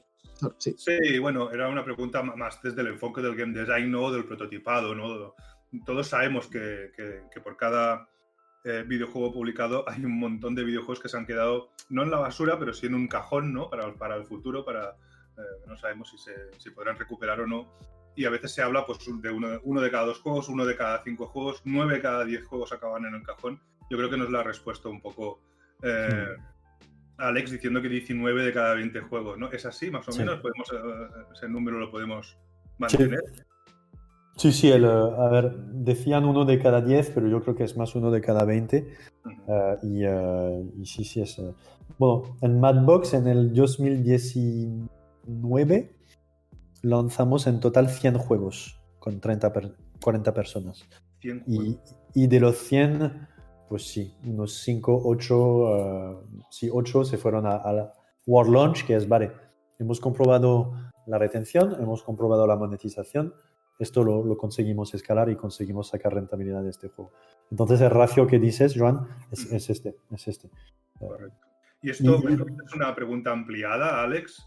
¿Esto, ¿Sí? ¿Cómo lo gestionas con un equipo? Porque claro, en juegos un poco más grandes, ¿no? Pues la perspectiva de llegar a publicar el juego siempre está encima de la mesa, ¿no? Pero en juegos así hiper casual, es prácticamente un juego cada 3 días, ¿no? 100 juegos en un año. Entonces, un mismo desarrollador puede verse en la tesitura, digamos, un poco desagradable de tener, pues yo qué sé, 15 juegos encima de la mesa que haya hecho y que no haya podido publicar. Claro, no son 15 juegos acabados, son 15 prototipos, ¿no? Pero, ¿me entiendes lo que quiero decir? Yo he estado ahí y sé que eso es... a veces es difícil de gestionar, decir, hostia, tío, es que no llegamos a lanzar nada en lo que yo participo, ¿no? Para mí, con la pregunta de Abraham, es la segunda pregunta del millón. Lo bueno del hiper casual es que te lo hace fácil. Yo aquí tienes razón, que es un escenario el hiper casual donde casi estás en un estado de game jam permanente. Lanzas algo cada semana, cada 2 semanas, y en el 90% de los casos te pegas una hostia. Y claro, siguen siendo juegos en los que metes tu alma, metes tu amor, metes tu energía. Entonces, duele. El contraargumento es que son cicatrices pequeñas y que más vale tener 15 cicatrices pequeñas que una mega cicatriz grande de algo que estuviste 2 años trabajando con un equipo de 10, que son 20 años acumulados y que acaba siendo un flop porque a la gente no le gusta. Ya, vale. Entonces, sí y no, el hipercasual en este sentido me lo hace fácil, pero lo más importante, al final estamos en un negocio donde todo empieza con la pasión de la gente y mi único trabajo, yo en Madbox no decido ningún juego que entra en producción, lo deciden el equipo. Claro, en Social Point, por ejemplo, tenía un poco de noches blancas, ¿no? Porque claro, sabía que cuando dabas luz verde a un juego, era básicamente un cheque en blanco de 3, 4, 5, 6 meses, sin tener ninguna garantía, porque nadie la tiene de que esto va a volar o no. Entonces, mi sueño y realmente en lo que estamos trabajando duro es tener un sistema en el que el qué juego se hace casi no es relevante. Si mis equipos tienen todas las herramientas para fracasar rápidamente, para hacer pruebas de mercado sin hacer el juego, por ejemplo, vale, esta idea de juego, un 10% de gente clica, esta otra idea que tengo, un 2% clica. No es blanco o negro, pero sé que tengo mayores oportunidades con la primera. Y que eso lo está curtiendo también, ¿no? Un poco para... Es la teoría esta de guerrillas, ¿no? De desarrollar videojuegos y irte curtiendo rápidamente, ¿no? Yo recuerdo algunas metodologías, como te ponía también en una pregunta, no sé si conocías la metodología SMART. ¿De goles SMART? SMART, la de... A ver si me acuerdo de memoria. La de Specific, Measurable, Achievable, Relevant and Time Related. Estas metodologías que te permiten hacer un prototipado rápido, prototipados de una semana, y te permiten testear rápidamente, ¿no? la validez de una idea, el fun factor de una idea. No sé si vosotros utilizáis algún tipo de metodología de estos o tenéis la vuestra propia. No tal cual, pero lo que sí es que, otra vez, como queremos dar un máximo de ownership a la gente para que pueda experimentar, somos súper estrictos en la evaluación del éxito y los keep or kill targets. Es decir, el que estés enamorado de una idea no me es suficiente para darte 4 meses de trabajo, de carta blanca para hacer un juego, si quieres. Si me dices, mira, Alex, yo quiero explorar esta idea, me lo invento, un RPG con moda, con multiplayer y tal. Es una idea que me excita mucho, me impide dormir porque lo veo. Te propongo hacer este prototipo, hacer esta prueba de mercado. Voy a hacer ABC para evaluar solo el CPI, que es el coste de un install, que es una de las métricas más importantes que miramos, porque es lo que determina si vamos a poder adquirir muchos usuarios o pocos en nuestro juego, y que me va a permitir tener una Day One Retention. Y dame 2 semanas. Y esto es el plan que quiero ejecutar. Y me diré de tal forma que lo estoy haciendo bien o mal. Esto al final es una discusión adulta. No tengo esta gran idea y mi abuela piensa que es una super idea y mi vecino también, por lo cual dame tiempo y un equipo para hacerlo. Esto no es suficiente. Entonces realmente hacemos mucho challenge al equipo para ser capaz de hacer un scoping muy hardcore de lo que va a querer conseguir, porque muchas veces te metes en el sinfín del backlog infinito y del pulido y no quiero hacer 50 niveles y un generador de niveles. Ya, pero quizás para ver una Day One Retention con 4 niveles hardcodeados te vale. Y ya, pero solo tendré 5 minutos de juegos. Ya, pero si ves que la gente juega 10 veces cada nivel, pues aquí tienes la prueba que están enganchados. Claro, entonces la picaresca a la hora de qué es el camino más corto para validar el punto más importante de cualquier momento del desarrollo en el que estés. Esto es donde intentamos ser muy rigurosos para no hacer lo que ciertas empresas hacen, que es un sistema de gating, ¿no? Tienes 2 o 3 gurús que son los jefes de las ideas, que van a decir, pues esto decido que es divertido y esto decido que no va a ser divertido. Pero esto es una falacia, nadie no tiene ni idea. Entonces realmente queremos crear una especie de lab donde los equipos pues tengan todas las herramientas para experimentar. con sentido, porque estar en una industria donde 9 de cada 10 experimentos fallan, es muy fácil también caer en la mediocridad. Era una pregunta que quería hacerte también. Si Ajá.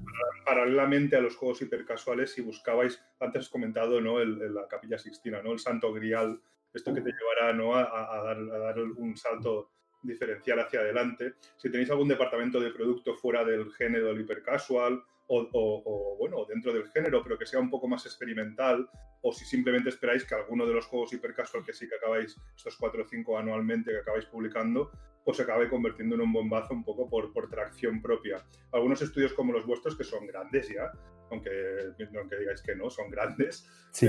tienen estos labs, ¿no? Estos laboratorios de decir, venga, Nois, tenéis 3 meses, empezad a generar todo lo que se os ocurra y veremos aquí qué es lo que se puede aprovechar. King lo tiene, por ejemplo, Dani lo sabe muy bien, funciona muy bien. ¿Vosotros también tenéis algo así? No, ocurre más bien, como lo dijiste, de manera orgánica, porque realmente lo que pensamos y también los tipos de juegos que vamos a querer hacer en el futuro son juegos que podamos validar como hipercasual, entonces gameplay first, gameplay siempre, que se puedan prototipar en menos de 2 semanas y que nos permitan rápidamente ver dónde estamos a nivel de appeal de mercado y de métricas.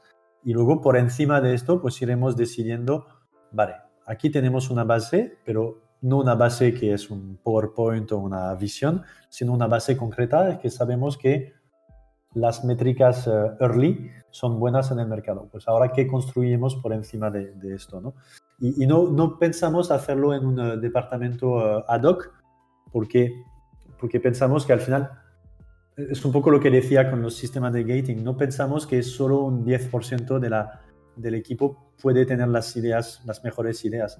De hecho, somos muy hardcore y para que todos participen en los brainstormings que hacemos cada semana, y te sorprenderías, a veces las mejores ideas vienen de la finanza. Porque al final es un tío muy casual y juega, no es un hardcore gamer como nosotros, y tiene ideas muy buenas. Entonces, fomentamos que, eso sí, nosotros vamos a querer poder validar rápidamente, nos gusta aprender rápido.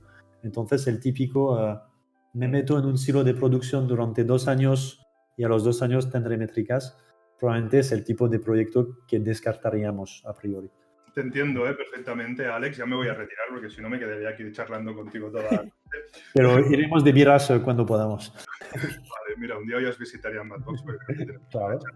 Te entiendo perfectamente porque yo cada año tengo 250 alumnos entre las 3 diferentes universidades. Y gran parte de estos alumnos son un perfil muy técnico, son programadores, como por ejemplo los alumnos del SITEM del grado de programación, pero también los de CDI de ENTI, por ejemplo. Y algunos de estos programas tienen un perfil, como digo, muy técnico, pero en cuanto les das la posibilidad de crear algo desde la perspectiva del game design, la narrativa audiovisual, el level design, etcétera, te sorprendes, alucinas, porque tienen toda aquella creatividad en el cerebro y le dan el release de Kraken, le dan salida y dices, hostia, tío, tú, esto dónde estaba, ¿no? Por lo tanto, sí, te copio totalmente y sé perfectamente que darle la oportunidad a todos los perfiles, o que hay algunos perfiles, ¿no?, que en momentos determinados te pueden sorprender con sus cotas de creatividad y originalidad, ¿no? Y de hecho, en Hypercasual no tenemos game designers en los equipos porque añaden ruido. Entonces, un equipo perfecto de Hypercasual es un developer que tiene un buen game feel y un artista. Y se lleva todo el trabajo el developer.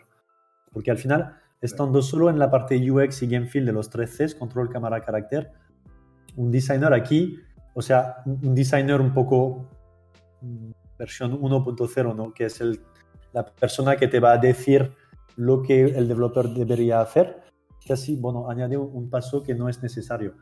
Para casual es un poco otra guerra, porque claro, no solo se habla de la core loop, que yo estoy convencido que cualquier developer con buen sentido lo puede gestionar perfectamente y mejor que un designer. Claro, cuando hablas de un diseño de un producto que va a tener mecánicas de retención, de monetización, pues aquí sí que a veces vemos que es necesario meter a alguien que tenga una visión, porque no solo es puro gameplay, es gameplay para algo. Entonces aquí sí que... El impacto en la economía. Oye, Ruth, te devuelvo el micro, porque si no yo placer, Alex. Gracias. Chicos, dejadme que paso a la última pregunta que queda de Mr. Calo aquí, que bueno, le voy a dar paso para que la pregunte él. Creo que es un poco para pedir consejo. Hola, Hola. ¿qué tal? Muy bien. Mucho gusto. Seleccionas a personas que puedan trabajar contigo, por ejemplo. Perdona, El tema... He perdido la primera parte de la pregunta. Se ha cortado un poco, Carlos, repite. Bueno, ¿ahora se escucha bien? Sí. Bueno, que me llamó mucho la atención lo que habías comentado de cómo seleccionas a las personas para trabajar contigo. Ajá. Sobre si es que son solamente fans sobre videojuegos o tienen ya algunos proyectos realizados. Como yo, en mi caso, que yo soy de Paraguay, el gaming no crece mucho todavía por allá, entonces yo no tengo una experiencia previa sobre eso, no sabría cómo buscar trabajo en el campo del modelado 3D, por ejemplo. ¿Qué recomendaciones me das a mí, persona que no tiene conocimientos previos, sobre cómo encontrar empleo en este campo? Ok. Sin experiencia y ningún O sea, background previo. no es experiencia cero, porque ya he colaborado en uno de los primeros en Paraguay que sí está teniendo éxito ahora. Colaboré en modelado, pero es que yo quisiera encontrar trabajo aquí para poder vivir de esto, porque es algo que me gusta mucho, pero es que no sé por dónde empezar. Yo menos que conozco, que no tengo contactos, no tengo nada por aquí. ¿Cómo hace una persona así para encontrar trabajo aquí? Para mí es un poco la misma respuesta que antes. Puede que la industria de donde eres no esté tan desarrollada, pero al final tú tienes si realmente es la industria que sabes en la que quieres entrar y lo tienes claro. A mí, desde mi punto de vista de recruiter, ¿no? Lo que quiero ver es cómo se materializa esto. Entonces, vale, que no tienes el entorno para hacer game jams, pero si eres artista, pues, ¿qué estás dibujando? ¿Cómo se materializa tu pasión para el gaming? Quiero decir, hasta me valdría que me dijeras, mira, yo soy youtuber porque me encanta el gaming y soy periodista en mi país y hago streams de juegos. Pero lo único que decía es que el solo estar apasionado no es suficiente. Entonces, yo lo que por lo menos a mí me interesa es ver alguna forma de materializar tu pasión. Y luego el tema, en nuestro caso, pues fichamos a gente que no es española, que requiere un visado. Obviamente es un trámite, entonces tenemos que estar seguros que es la buena persona para nosotros, y que esté enamorada de nosotros y que estamos enamorada de él, pero es algo que hoy en día se hace perfectamente. Entonces, si demuestras que tienes todos los requisitos a nivel de energía, de drive, y que quieres get shit done, ¿no? Como dicen, pues entonces eres un candidato entre todos los candidatos que tenemos y tienes las mismas probabilidades que cualquiera. Claro, porque a mí la duda me entra en el caso de, por ejemplo, en el campo que yo estoy actualmente. ¿En qué campo estás? Yo actualmente soy diseñador gráfico y trabajo en publicidad. Y para poder crecer en esto, es como que tienes que ir teniendo experiencia. Pero a mí aquí, por ejemplo, la experiencia que yo estoy consiguiendo ahora con la Game Jam, que los días aquí, y el anterior proyecto que te comenté, a mí, por ejemplo, me gustaría tener la oportunidad de trabajar en una empresa para poder ir creciendo con compañeros, con experiencias de otras personas que saben. Y es eso a lo que no logro, no sé cómo llegar aquí en España. Si me dejáis que intervenga un segundo, Alex, que salgo un poco a la palestra. Mr. Calo, primero normalmente nos ponemos nuestro nombre para poder precisamente dirigirnos a las personas por su nombre, ¿no? Porque si no, Mr. Calo no sabemos muy bien. Pero en este caso, Mr. Calo, ahora tienes 650 contactos de lo mejorcito que hay en la industria del videojuego en España, que son toda la gente que hay en este servidor. O sea, no te preocupes, sigue viniendo a las entrevistas, pero todas las dudas que tengas, coméntalas en nuestros canales y ya verás como aquí hay un mogollón de artistas, un mogollón de diseñadores gráficos, de programadores, etcétera, y un mogollón de gente de la industria, como puedes ver. Yo creo que el primer paso ya lo has hecho bien. Pero ahora el resto es un poco sui generis, ¿no? Alex te puede dar algunos consejos como los que ya te ha dado, pero lo demás pues dependerá un poco también del perfil que estés buscando y de la empresa donde estés aplicando, porque cada empresa al final es un microcosmos, ¿no, Alex? Sí, y no sé cuál es Mr. Caro. No sé cuál Aquí es estoy. no sé Soy cuál es tu- Carlos. Me Cairo, llamo Carlos, que Calo en guaraní es Carlos. O sea que tengo que cambiarlo aquí, lo siento. No, pero yo de ti primero no sé cuál es tu nivel de conocimiento de cómo se hace dentro del motor, ¿no? Un videojuego.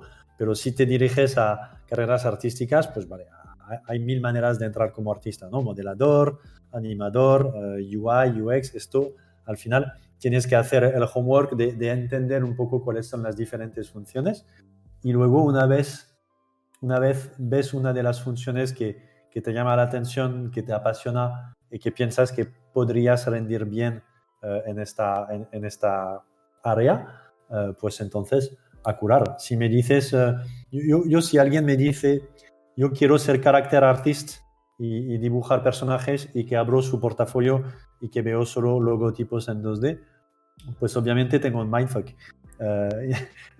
Pero si al contrario me dices, no, yo quiero, de momento hago interfaces, pero quiero hacer character design. Vale, pues a dibujar personajes, no hay otra. Y uno al día, y pam, pam, pam. Y tu portfolio pues empezará siendo bastante feo y cada vez más será más guapo. Y al final pues irás construyendo tu bagaje. Lo Claro, único claro, que claro. pedimos es que haya algo visible, básicamente. Porque solo la intencionalidad, por desgracia, no es suficiente en este mundo. Entonces, ¿cuáles son las acciones? Pero yo seguiría este camino, básicamente. Caído. Claro, Perdón, claro, pues gracias. porque tenemos que ir terminando la entrevista. Voy a volver a dar paso a Ruth. Muchísimas gracias por todas las preguntas. Sí, muchas gracias. Hola, gracias. Es que no sé cortar, tengo que aprender.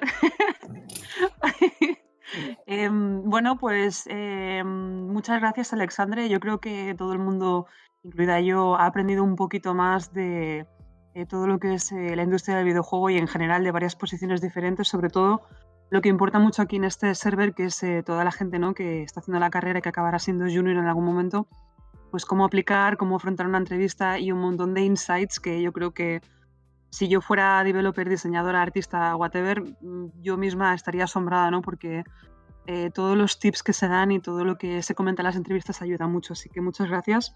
Como dice siempre Joana, pedimos un aplauso para Alexander y micros fuera. ¡Bravo! Pues